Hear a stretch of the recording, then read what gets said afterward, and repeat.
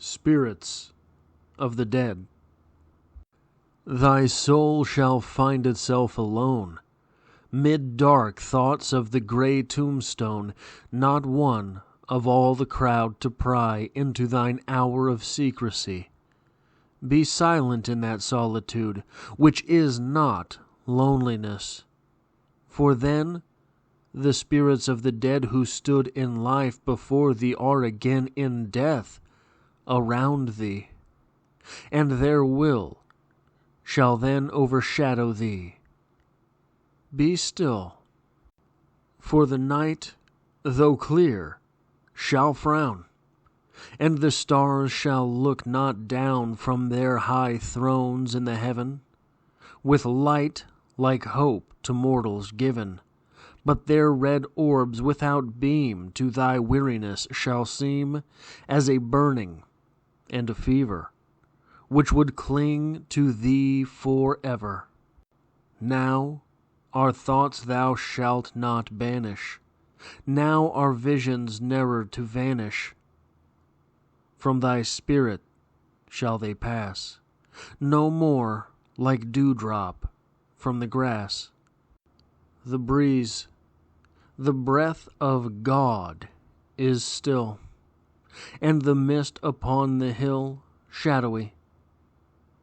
Shadowy yet unbroken is a symbol and a token, how it hangs upon the trees, a mystery of mysteries.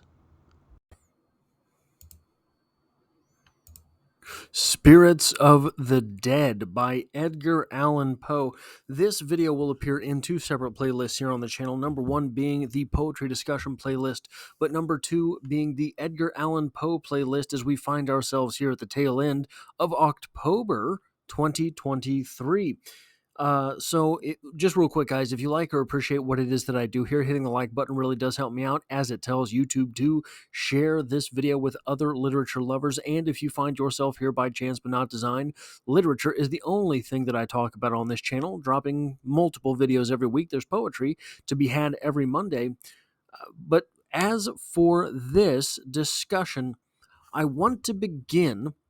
Well, first off, I want to begin by saying that this poem was first published as Visits of the Dead instead of Spirits of the Dead, and it appeared in Edgar Allan Poe's first sort of collection of poetry, and again later. So there are a couple different versions of this poem that I was able to find. So I put one in the reading. I've got a different one here. There is still a third reading or a third version of the poem I found that had the Roman numerals for the stanzas themselves. They are all... So I'm not sure that breaking it down differently really changes the poem all that much. Sometimes it does. Sometimes enjambment. Sometimes just different types of line breaks. Sometimes different types of stanzas really force you to focus on different emphasis of different syllables. I am not, well, and metaphorically as well, as far as the ideas involved, I'm not sure I could figure any of that with this poem. So instead, I've just sort of presented one version through the reading, and we have another one here in front of us now. And I think that the discussion that will take place around this poem is sort of the same regardless. But I want to start where this poem ends. A mystery of mysteries. So we have this we have an answer, I suppose, before we get the conceit. The conceit being that, death is a mystery. Mystery of mysteries. How intriguing. But before that, we get this answer. We get this answer that, where are we? Be silent in that solitude which is not loneliness, for then the spirits of the dead who stood in life before thee are again in death around thee, and their will shall overshadow thee. Be still. This is speaker, our speaker possibly dead, right? Our speaker here talking to thee, putting our poem itself in second person in the second stanza is so our speaker here is sort of pointing the finger. Look, you should be contemplative. You should question these things. You should be thinking about these things, but it's a mystery. But we get to the mystery later. We're told right here in this stanza that the people who surrounded you in life will again surround you in death. Those will be the spirits around you after you pass on. Now, is this a promise or is this a threat? We have to ask why our speaker, the dead, would be telling this to our thee who is lonely.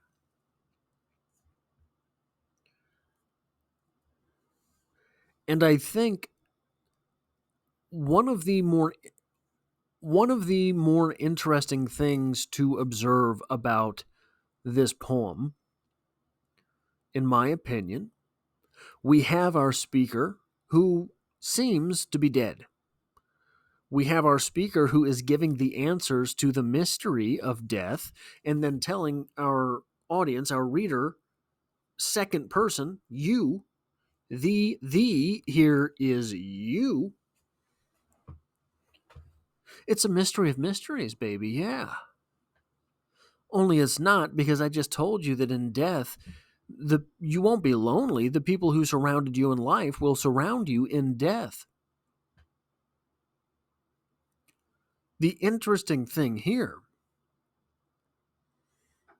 we're not told anything about heaven or hell. This was a very Christian world in which Edgar Allan Poe was writing.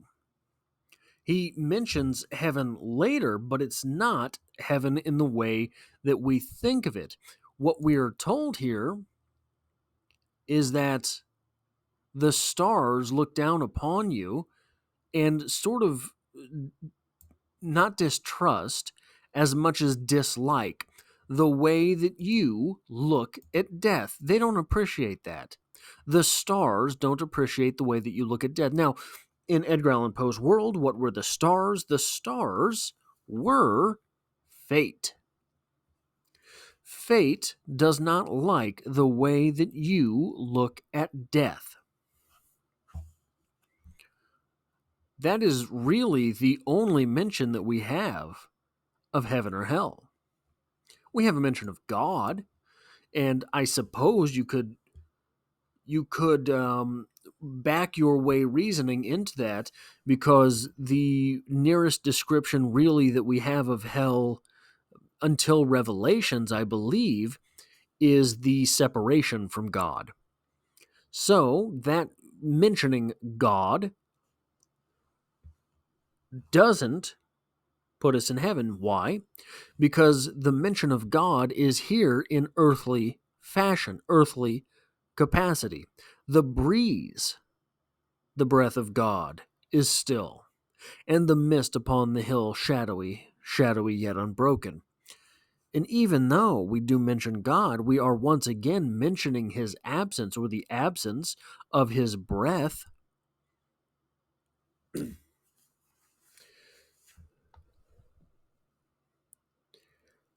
I made a video a little while ago. It's in the Edgar Allan Poe playlist. It's in the darkest playlist here on the channel, about the darkest poem from Edgar Allan Poe. I surmised in that video that it was Alone by Edgar Allan Poe. Edgar Allan Poe, looking at his upbringing, has a real reason to be wary of separation, have separation anxiety, be one who was very ill at ease with the idea of loneliness, possibly the idea of being alone, though being alone did get to him.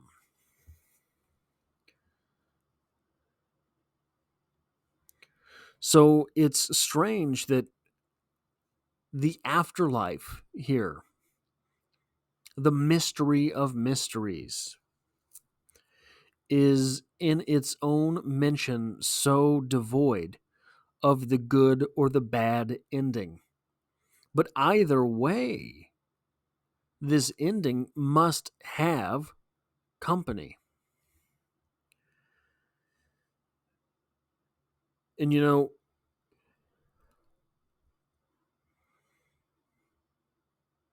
it's strange. Someone who spent as much time contemplative of death as did Edgar Allan Poe, reaching the conclusion that the good ending, the bad ending, the people who were there with you in life will be there with you in the end. And for someone who is writing so often about abandonment, writing so often about being alone, writing so often about loneliness, what does that mean? What could that mean?